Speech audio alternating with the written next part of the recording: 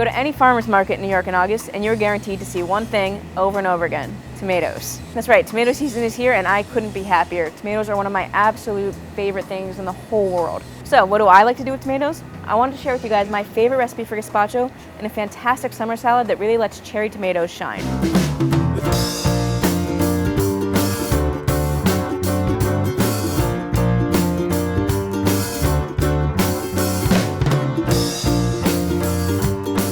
This week on Working Class Foodies. Almost everybody seems to have a gazpacho recipe, and unfortunately, more often than not, most of those recipes resemble a watery salsa more than they do a hearty, satisfying soup. I prefer the Andalusian style of gazpacho, which is basically just tomatoes. It's extremely simple, completely delicious, very filling, and without any cucumbers, peppers, or tomatillos, it really lets the flavor of the tomatoes shine through. Now, of course, being an all-tomato gazpacho, this does call for a lot of tomatoes, which can be very expensive if you're using heirloom tomatoes from the market. A great way to bring the cost of this dish down is to ask your farmers for their second tomatoes, which are the ones that are a little bit bruised, not quite as pretty, but that's fine. You're not going to be showing your tomatoes anyway. You're going to be pureeing them into a soup. So save a little bit of money and buy second tomatoes instead of the gorgeous heirlooms that are out on display. Classically, this recipe calls for Spanish sherry vinegar and Spanish olive oil, both of which can be a little expensive and hard to find. So just find the best aged sherry vinegar you can and use a good, mild Italian olive oil if you can't find a good Andalusian olive oil. Almost as important to a gazpacho is the bread. I like to start my gazpacho by taking a large hunk of baguette, anywhere from 2 inches to 4 inches in length. Take off some of the outer crust. Set your hunk of baguette aside in a bowl. Take your 2.5 pounds of tomatoes and then core your tomatoes and quarter them.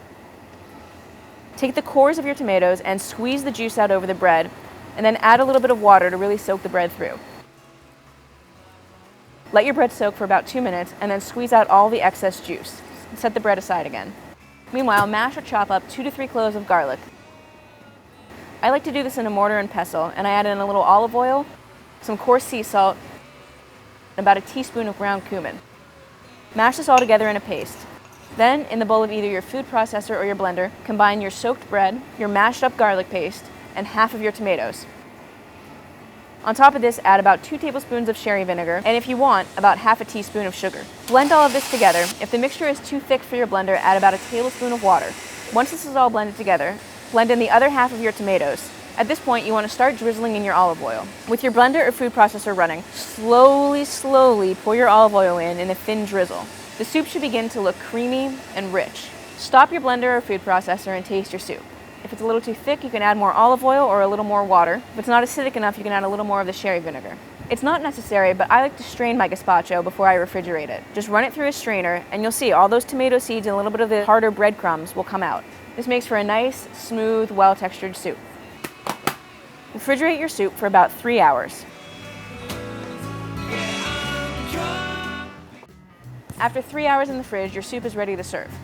I like to garnish mine with a little fresh olive oil, some smoked sea salt, and a little bit of basil, but it's also good with some sour cream, some fresh cilantro, or parsley on top. And no matter what you garnish it with, make sure you serve it with a nice crusty piece of your baguette alongside for dipping.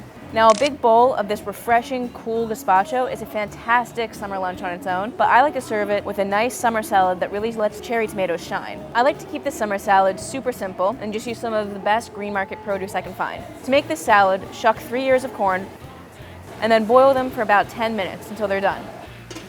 Meanwhile, bring a small pot of salted water to boil and toss in about a cup of clean, trimmed green beans. Boil your green beans for about a minute and then blanch them in a cup of cold water with ice cubes.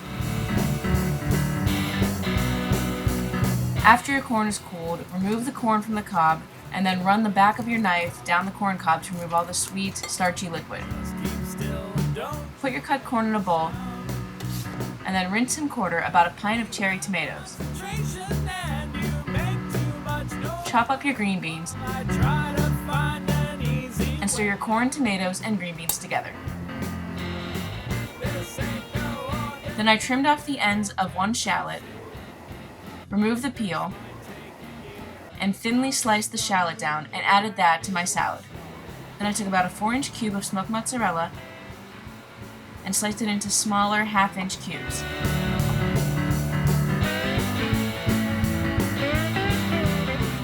And then in a separate bowl, combine about 1.5 tablespoons of sherry vinegar with about 1/4 cup of extra virgin olive oil and about a teaspoon each of fresh cracked black pepper and sea salt. Whisk your salad dressing together and then pour it over your salad. Ooh, it's pretty. And then some fresh basil leaves from my garden, which I rinsed and tore. Smoked mozzarella and tomatoes go absolutely fantastically together. I love smoked mozzarella. It's great in salads like this to really bring out a depth of flavor to vegetables. And it's also fantastic on top of pizzas. If you like to make pizzas at home, definitely try some smoked mozzarella next time. It'll lend a nice smoky flavor to your pizza. It'll almost be like you made it on an actual brick oven. Because I used second tomatoes for my gazpacho, I brought the price down significantly. I spent $5 on 2.5 pounds of tomatoes and $2.50 for my baguette, sherry vinegar, olive oil, and spices. So the total cost for my gazpacho came to $7.50, but I got 4 servings out of that soup, so that's less than $2 per person. And the total cost for my salad wasn't much more than my gazpacho. All of the ingredients for my salad came out to about $8, and again I got 4 servings out of that salad. It came down to $2 a person. Less than $2 a person for my gazpacho, $2 a person for the salad. Combine that for one lunch, and you've got a lunch for 4 for under $4 a person. How can you beat that? So those are 2 of my favorite ways of getting the most out of summer's awesome crop of tomatoes.